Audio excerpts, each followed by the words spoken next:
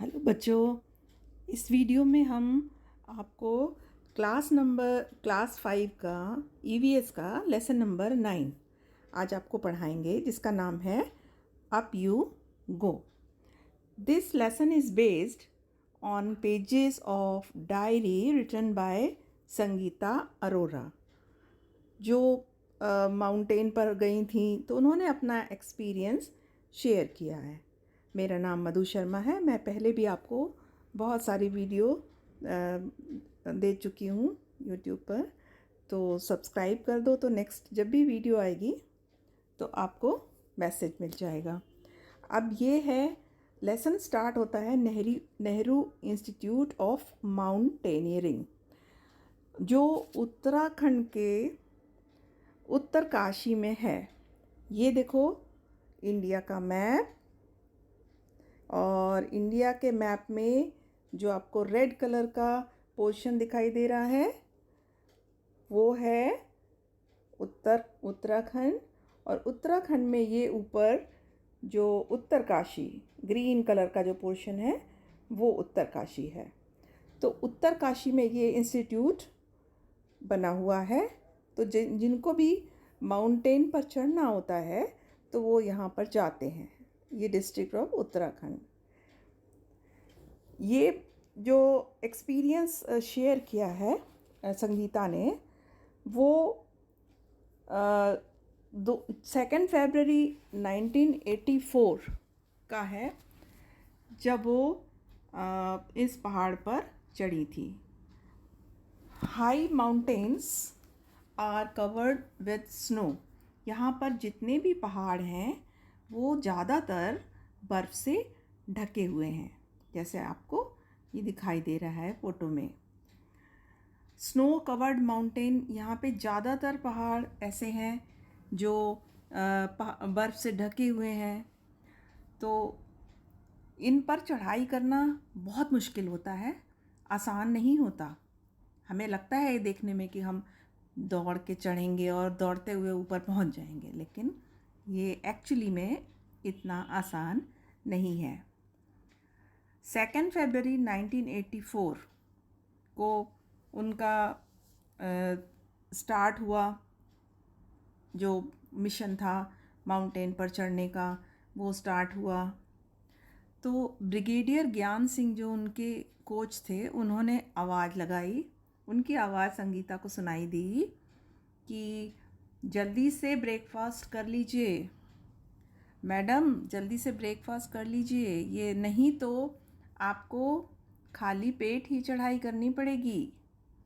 और वहाँ पर इंस्टीट्यूट में काफ़ी वैरायटी का नाश्ता था जो काफ़ी एनर्जेटिक था, एनर्जी देने वाला था। तो सभी लोग वहाँ बैठकर नाश्ता कर रहे थे। उन्होंने आगे कहा, मैं जानता हूँ आप ये बताने आई हैं कि मेरे पैर में छाले पड़ गए हैं। ये देखिए बच्चों, दिख रहा है ना आपको, मेरे पैर में। वो ब्रिगेडियर समझ गए। उन्होंने कहा कि आप ये बताने आई हैं कि मेरे पैर में बहुत छाले हो गए हैं और मैं चढ़ नहीं सकती हूँ। पर ये कोई नई बात नहीं है, दिस इज़ नथिंग न्यू। और आप रेडी हो जाइए, क्योंकि आपको ग्रुप नंबर 7 का लीड करना है। आप उसकी लीडर हैं और आपको ग्रुप नंबर 7 को लेके चलना है। Mountains, have you ever seen mountains? बच्चों, क्या आपने पहाड़ देखे हैं? सभी ने देखे होंगे। सभी हिल स्टेशंस पर जाते हैं छुट्टियों में अपने पेरेंट्स के साथ, तो सभी ने पहाड़ देखे हैं। क्या आपने कभी ट्रैकिंग की है? अगर की है तो आप कमेंट बॉक्स में लिख के बताइए कि हाँ, मैंने कभी छोटी मोटी भी सही, बच्चे तो इतनी बड़ी ट्रैकिंग नहीं कर पाएंगे। तो अगर आपने छोटे छोटे पहाड़ों पर चढ़ना सीखा है तो भी आप अपना एक्सपीरियंस शेयर कर सकते हैं। नेक्स्ट हेडिंग हमारी है हिल स्टेशन। कौन कौन से हिल स्टेशन आपने देखे हैं? कब गए थे? आपको वहाँ क्या अच्छा लगा? ये सारी बातें आप लिख के बताइए। अच्छा, ये बताइए कि आप हिल स्टेशन में कितनी देर तक पैदल चले, 1 घंटा, आधा घंटा या और बहुत सारे घंटे। कमेंट बॉक्स में लिख के बताना, तो मुझे पता चलेगा कि आप, ये देखो नैनीताल टाइप का हिल स्टेशन है ना, तो इस तरह के कौन से हिल स्टेशन में आप गए थे। नेक्स्ट हेडिंग हमारी है अ बिग रिस्पॉन्सिबिलिटी। क्या होती है रिस्पॉन्सिबिलिटी? अगर आप लीडर बन जाते हैं, अगर आप किसी ग्रुप को लीड करते हैं। Help others in carrying bags, team members को हेल्प करो कि कैसे अपना सामान भरना है, क्या क्या रखना है और कैसे बैग को पैक करना है, और उनकी हेल्प करो। और चढ़ना भी सिखाना होता है कि कैसे पहाड़ पर चढ़ते हैं। यहाँ देखो बैग पैक है, ये जो पीठ पर लेकर चलते हैं। हाथ फ्री होने चाहिए क्योंकि माउंटेन में कोई सड़क तो है नहीं कि आप आराम से चलते जाओगे। तो वहाँ पर इस तरह से आपको स्टिक लेकर, और बहुत सारे टूल्स होते हैं, अभी हम आपको आगे बताएंगे उसके बारे में। तो वो टूल्स लेकर चलना होता है, तो हाथ आपके फ्री होने चाहिए। तो इस तरह का बैग यूज़ करते हैं। तो और रिस्पॉन्सिबिलिटी क्या है लीडर की? Find a place to stop and rest. एक ऐसी जगह ढूंढना कि जहाँ पर रेस्ट कर सकें, वो सूटेबल हो, अच्छी हो, साफ़ सुथरी हो। और arrange food and look after who are not well. और फूड का अरेंजमेंट करना कि भाई इस समय क्या क्या खाना है, क्या किसको क्या ज़रूरत है। मौसम ठंडा है तो उसके हिसाब से गरम गरम चीज़ें खाना है। तो इस तरह से अरेंज करना फूड। और जो ठीक नहीं है, जो बीमार है, उसको मेडिसिन प्रोवाइड करना जो उनके फर्स्ट एड बॉक्स में होती है। जैसे ये फर्स्ट एड बॉक्स आपको दिख रहा है। तो इस तरह से टीम लीडर की ड्यूटी होती है। ग्रुप नंबर 7 की लीडर थी संगीता। तो संगीता ने बताया कि उस ग्रुप में ज़्यादातर नॉर्थ ईस्ट की लड़कियां थीं। अब नॉर्थ ईस्ट क्या है? ये इंडिया का मैप है, ये सभी को पता है, आपने पढ़ा होगा, क्लास 3 में ही बता देते हैं, 4th में, कि इंडिया का मैप है। और इंडिया के मैप में जो ये राइट साइड में देख रहे हो आप, ये वाला जो एरिया है, ये वाला, ये है नॉर्थ ईस्ट। और इसका डायग्राम यहाँ पे आपको दिखाई दे रहा है। ये देखो, ये है नॉर्थ ईस्ट। अब नॉर्थ ईस्ट में कौन कौन से स्टेट होते हैं? अरुणाचल प्रदेश, असम, मेघालय, त्रिपुरा, मिज़ोरम, मणिपुर, नागालैंड। ये सारे स्टेट हैं नॉर्थ ईस्ट के। तो इस ग्रुप में ज़्यादातर लड़कियां नॉर्थ ईस्ट की थीं। Crossing river 5 February 1984। We got vitamin C and iron tablets. We drink hot chocolate milk to get warmth.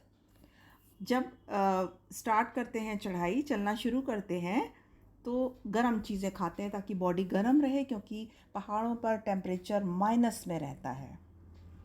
तो इसलिए ब्रेकफास्ट के साथ vitamin C and vitamin B या आयरन की टैबलेट्स दी जाती हैं। साथ में हॉट चॉकलेट या कुछ हॉट कॉफ़ी या कुछ गर्म दिया जाता है ड्रिंक, जिससे कि बॉडी और ब्लड जो टेम्परेचर है बॉडी का, वो गर्म रहे, मेंटेन रहे। नेक्स्ट है मेडिकल चेकअप। हर एक दिन मेडिकल चेकअप कंपलसरी होता है। हेल्थ चेकिंग के बिना ऊपर चढ़ने नहीं दिया जाता है। तो सब ने, संगीता ने बताया, हम सब ने अपने अपने अपने बैंडेज, नी कैप, और ये जितने भी आपको डायग्राम में दिखाई दे रहे हैं, ये सारे जो पैक्स होते हैं, बैंडेज होते हैं, वो सारे बांधने के बाद हम अपने अपने डेस्टिनेशन पर चल पड़े। पैग्स एंड पिटन्स, ये हमारी नेक्स्ट हेडिंग है, पैग्स एंड पिटन्स। ये आपको यहाँ पर कुछ इंस्ट्रूमेंट दिखाई दे रहे हैं। ये पिटन्स आपको दिख रहा होगा कि ये जो अटकाते हैं, हुक टाइप का होता है, वो कमर में बांधते हैं, बेल्ट के साथ बांधते हैं, है ना, और उसको रस्सी पे बांधते हैं। और फिर उसको उसके आगे जो हुक लगे होते हैं उनको पहाड़ों के बीच में या बर्फ़ के बीच में अटका कर उससे रस्सी से ऊपर चढ़ते हैं। तो ये पेग्स एंड पिटन्स इनके इंस्ट्रूमेंट होते हैं, टूल्स होते हैं जिसके सहारे पहाड़ पर चढ़ा जाता है। वी टाइड, नेक्स्ट हमारी हेडिंग आई crossing icy river. We tied rope around the waist and put a sling in it to cross the icy river. अब यहाँ पर क्या हुआ, 8 किलोमीटर तक ये लोग चलते रहे। 8 किलोमीटर चलने के बाद उनको एक नदी दिखाई दी। उस नदी में बहुत ठंडा पानी था, वो नदी काफ़ी चौड़ी थी। तो इनके जो इंस्ट्रक्टर थे उन्होंने अपने कमर में एक रस्सी बांधी, ये देखो इस तरह उन्होंने अपने कमर में एक रस्सी बांधी और उस एक रस्सी उसके सहारे वो पानी में चलते रहे। पानी में आधा घुटने तक पानी था और वो आगे चलते गए और चलते चलते चलते नदी के उस पार पहुँचे और वहाँ उन्होंने उस रस्सी का दूसरा सिरा बांध दिया कि अब इसके सहारे जितने भी ये जो स्टूडेंट्स हैं जो सीख रहे हैं वो पीछे पीछे इस रस्सी को पकड़कर आ जाएंगे। तो इस तरह से नदी को क्रॉस किया जाता है। अब बर्फीला पानी था और सब को डर लग रहा था कि रस्सी टूट गई तो क्या होगा। तो सब एक दूसरे को धक्का मार रहे थे कि तुम पहले चलो, पहले तुम चलो, पहले आप, पहले आप। फिर धीरे धीरे करके एक एक करके सब आगे बढ़े और नदी को क्रॉस किया। इसके बाद है टूल्स। कौन कौन से टूल्स होते हैं उनकी मैं आपको पिक्चर्स दिखा रही हूँ। We should have confidence to face a challenge with courage. हमें हमेशा एक कॉन्फिडेंस रखना चाहिए अपने अंदर कि हम कोई भी चैलेंज को एक्सेप्ट कर सकें और उसको पूरा कर सकें। अगर हम खुद पर भरोसा करेंगे तो साहस के साथ किसी भी काम को कर सकते हैं। तो क्लाइंबिंग के लिए बहुत सारे टूल्स चाहिए जो आपको यहाँ दिखाई दे रहे हैं। ये टूल्स इस तरह होते हैं, रस्सी है, कुछ हुक्स हैं, कुछ रस्सी को अटैच करने के इंस्ट्रूमेंट हैं, इस तरह से। ये सारे आपने देखे नहीं होंगे, ये केवल आपको पिक्चर्स में दिखाई देते हैं। बड़े होकर जब आप क्लाइंबिंग करोगे ना तो आपको ये सारे इंस्ट्रूमेंट टूल्स दिखेंगे। ठीक है बेटा। Have you ever done anything adventurous? क्या आपने अपनी लाइफ में कुछ ऐसा किया है जो एडवेंचरस है, बड़ा मज़ेदार चीज़ है? तो अगर आपने रॉक क्लाइंबिंग की है तो आप उसके बारे में बताइए, और नहीं तो मैं आपको अपना एक एक्सपीरियंस शेयर कर रही हूँ विथ फ़ोटोज़। ये जो मेरी फ़ोटो है ये आप देखो, हम ये गए थे अंडमान एंड निकोबार, जिसकी कैपिटल है पोर्ट ब्लेयर। पोर्ट ब्लेयर में हमने स्कूबा डाइविंग की थी। क्या? Scuba diving. और स्कूबा डाइविंग में ऑक्सीजन सिलेंडर हमारी पीठ पर था, नाक में मुंह में ऑक्सीजन लगा दी थी, आँखों पर चश्मा था और एक रबर के बने हुए टाइट कपड़े पहनाए गए थे और पैरों में लंबे वाले जूते थे जो मछली के पूंछ की तरह हिलते रहते हैं। और 1 घंटा पानी में काफ़ी नीचे गहराई में लेकर जाते हैं वो इंस्ट्रक्टर। तो वहाँ की जो दुनिया है, वहाँ पर इतने सारे एक्वेटिक प्लांट, एक्वेटिक एनिमल्स हैं जिन्हें देखकर हैरानी हो रही थी और बहुत ही अलग दुनिया है पानी के नीचे। तो ये मेरा एक एक्सपीरियंस है जो मैं आपके साथ शेयर कर रही हूँ। आप भी बताइएगा अगर आपने ऐसा कुछ किया है तो कमेंट बॉक्स में। नेक्स्ट हेडिंग है हमारी रॉक क्लाइंबिंग। रॉक क्लाइंबिंग में we had to climb 15 kilometre to reach Tekla village. Tekla village एक वहाँ गांव था, उसमें हमें जाने के लिए 15 किलोमीटर तक चढ़ना था। इसकी हाइट 1600 मीटर है।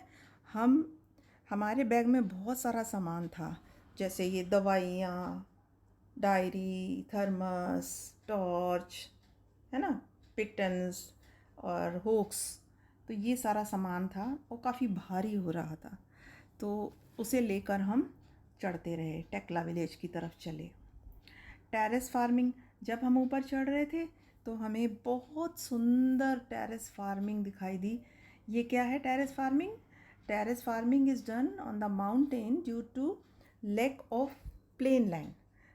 देखो, पहाड़ों पर सीधी प्लेन ज़मीन तो होती नहीं है, पहाड़ तिरछे होते हैं, टेढ़े मेढ़े होते हैं।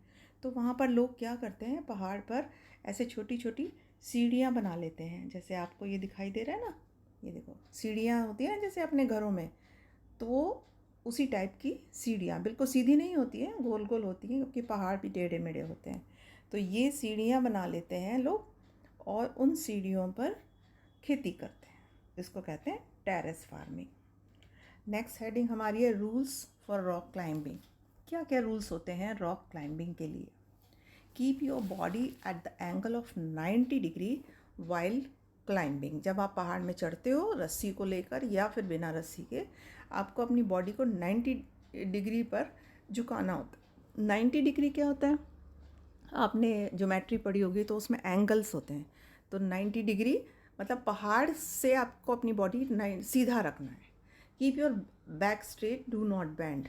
अपनी पीठ को झुकाओ मत, पीठ को सीधा रखो, वरना चढ़ने में बहुत दिक्कत होगी। देखो जैसे ये चढ़ रहा है, ये 90 डिग्री पर है, आप देख रहे हो ना, ये देखो, ये पहाड़ का जो सरफेस है, उस सरफेस पर ये आदमी ऐसा लग रहा है बिल्कुल 90 डिग्री का एंगल बनाकर खड़ा है। तो इस तरह से चढ़ा जाता है पहाड़ पर। Next, funny incident. 14 फरवरी 1984 को एक फ़नी मज़ेदार किस्सा हुआ। क्या हुआ? वी शुड टॉक और सिंग any song while climbing in the dark mountain. हमें पहाड़ पर चढ़ते समय अगर अंधेरा हो गया है, संगीता ने बताया कि हमारे साथ क्या हुआ था, चलते चलते अंधेरा होने लग गया और पहाड़ पर बादल आ जाते हैं तो एकदम अचानक से अंधेरा सा लगने लगता है। अंधेरा हुआ, कुछ दिखाई नहीं दे रहा था, टॉर्च से कुछ देखने की कोशिश की, हम सब ज़ोर ज़ोर से चिल्लाए, कहाँ हो बाकी लोग, तुम सब कहाँ पहुँच गए हो? सीटी की आवाज़ सुनाई दी काफ़ी दूर, पर दिखाई कुछ नहीं दिया। तो फिर काफ़ी देर बाद जब सीटी की आवाज़ की तरफ हम बढ़े, तब हम अपने ग्रुप से मिल पाए, वरना हम घबरा गए थे कि आज हम खो गए पहाड़ में अंधेरे में। तो अंधेरे में क्या करना चाहिए? संगीता ने बताया कि अंधेरे में हमें या तो आपस में बातें करते रहना चाहिए या गाना गाना चाहिए, ताकि हम रास्ता भटके नहीं और साथ साथ चलते जाएं। और स्पेशल गेस्ट, 15 फरवरी 1984 को एक ख़ास मेहमान आए वहाँ इंस्टीट्यूट में, बचेंद्री पाल। इनका नाम सबने सुना होगा। Bachendri Pal was the first Indian women to reach on the Mount Everest. It is also known as Sagarmatha. जो माउंट एवरेस्ट का जो ऊपर वाली चोटी है उसको सागर माथा कहते हैं। और ये जो बचेंद्री पाल हैं, जिनकी फ़ोटो आप देख रहे हो यहाँ पर, ये इंडिया की फर्स्ट वूमेन थी जो माउंट एवरेस्ट पर चढ़ी और उन्होंने वहाँ इंडिया का झंडा लहराया और एक हिस्ट्री क्रिएट की। नेक्स्ट हेडिंग है हमारी कैंप इन द स्नो। बर्फ़ के ऊपर हमने कैंप लगाया। We were at the height of 2134 meter. We fixed the tent and dug a drain around the tent. 2134 metre की ऊंचाई पर, जहाँ चारों तरफ बर्फ़ ही बर्फ़ थी, वहाँ पर टेंट लगाया गया। टेंट लगाने के बाद ये देखो, इस तरह ये टेंट होते हैं जो लगाए जाते हैं कपड़े से बने हुए, और इसके अंदर ही रात बिताते हैं, सो जाते हैं या खाना खाते हैं, बैठते हैं, लेटते हैं। तो इस तरह के टेंट होते हैं। तो ये टेंट लगाए गए और इसके चारों तरफ एक नाली बनाई गई। ये नाली क्यों बनाई जाती है? देखो, पहाड़ों में कभी भी पानी बरसने लगता है। तो अगर मान लो हम सो गए, टेंट लगा के बंद करके हम सो गए और रात को पानी बरसना शुरू हुआ, तो सारा हमारे टेंट के अंदर घुस जाएगा और हम भीग जाएंगे और हमें ठंड लग जाएगी। तो टेंट के चारों तरफ एक नाली खोद देते हैं, छोटी सी पतली सी। उससे क्या होता है, वो जो पानी है उस नाली में भर जाता है और एक तरफ, जिस तरफ ढाल होती है उस तरफ बहता हुआ चला जाता है और हमारे टेंट में नहीं घुसता। ठीक है, इस वजह से ये नाली बनाई जाती है। और इस तरह से ये बैग देखो, बैकपैक है और ये स्लीपिंग बैग है। और उसके बाद जब वो थक गए तो स्लीपिंग बैग निकाला, सबने आग जलाई, बॉन फायर बोलते हैं जिसको, और इस तरह स्लीपिंग बैग में घुसकर खाना खाकर बहुत थके हुए थे तो सब लोग सो गए। कैंप फायर 21 फरवरी 1984। वहाँ पर सब लोगों ने क्या किया कि लकड़ी इकट्ठी की, चारों तरफ लकड़ियाँ पड़ी हुई थी पेड़ों की, तो लकड़ियों को इकट्ठा किया, आग जलाई जिसे बॉन फायर कहते हैं, जैसे आपको डायग्राम में दिखाई दे रहा है। और आग जलाकर हम लोगों ने उसके चारों तरफ बैठकर, बड़ा अच्छा लग रहा था, गरम गरम लग रहा था, आग में बड़ा मज़ा आ रहा था। तो we enjoyed camp fire by telling jokes, laughing, singing songs and dancing around the fire. और राइटर ने बताया कि लास्ट में जब कैंप फायर और सब ख़त्म हो गया ये, तो उनको बड़ा मज़ा आया और उनको बेस्ट परफॉर्मेंस का अवार्ड भी मिला। आगे देखिए, ट्रीज़ ऑन द माउंटेन। पहाड़ों पर फिर रात को ही स्नोफॉल शुरू हो गया था। ये देखो, स्नोफॉल चल रहा है। और पहाड़ों पे जो पेड़ होते हैं वो इस तरह के होते हैं, पाइन ट्रीज़ बोलते हैं, टी पाइन, है ना। तो ये पतली पतली पत्तियों वाले नुकीले नुकीले पेड़ होते हैं जो इस तरह से पहाड़ों पर पाए जाते हैं। तो बच्चों, ये लेसन आपको समझ में आया। अब इसको आप लाइक कर दो, शेयर कर दो अपने फ्रेंड्स को, और सब्सक्राइब कर दोगे तो नेक्स्ट वीडियो जब भी मेरा आएगा तो आपके पास मैसेज आ जाएगा। ठीक है बच्चों, ओके, बाय बाय।